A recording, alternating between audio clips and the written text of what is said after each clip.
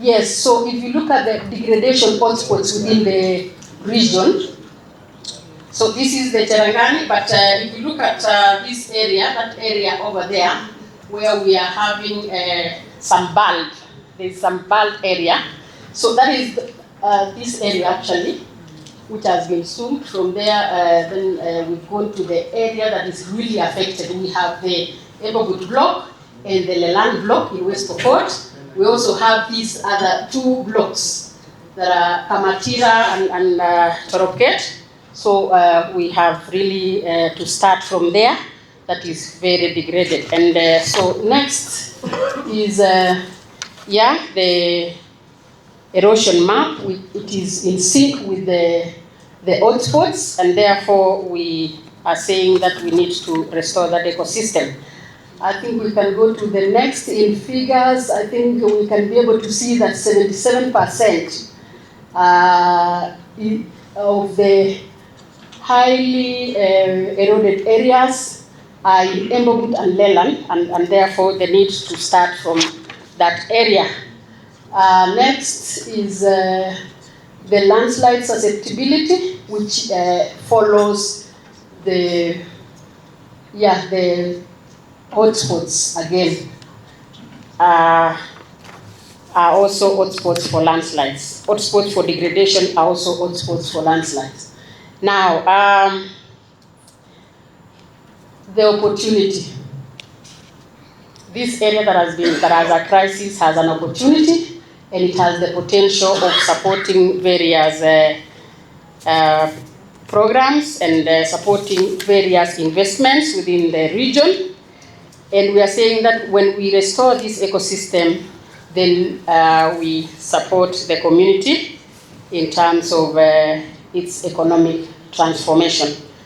So it has been, we have 5 economic pillars which it can support: the agroforestry and green manufacturing, including green transition, and then sustainable livelihoods, education and knowledge. So these are the components: knowledge management, sports and talent development, resource mobilization, and institutional coordination.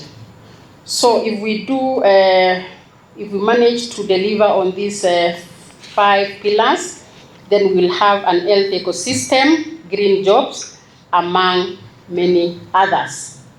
So all of us are called upon by the patron, next team, to work with him in a 10-year multi-stakeholder initiative. Estimated budget is 14.7 billion. Yeah, and the champion is already starting to work with the young generation there.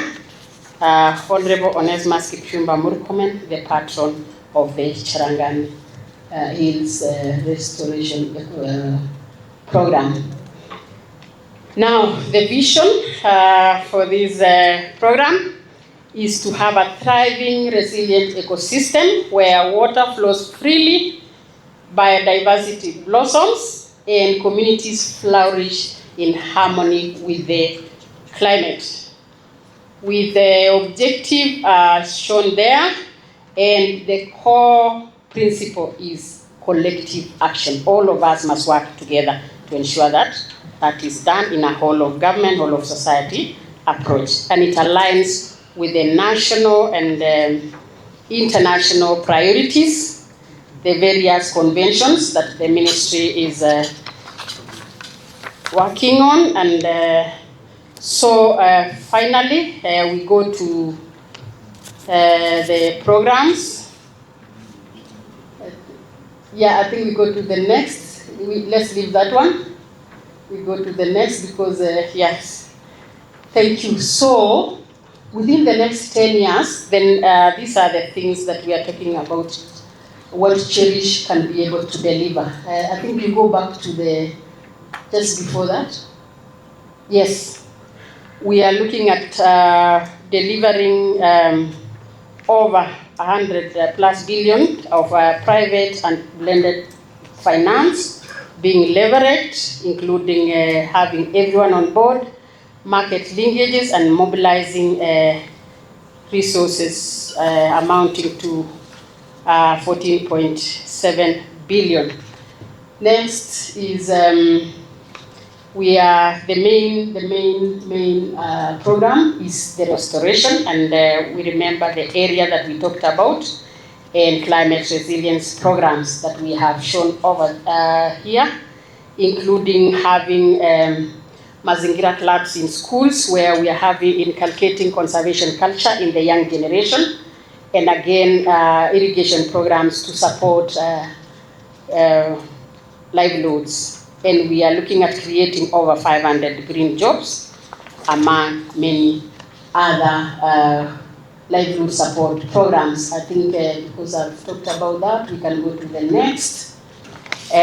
Key is education, where we are going to support students with scholarships and sponsoring even the talent that comes from that region, including supporting infrastructure in schools and mentorship programs.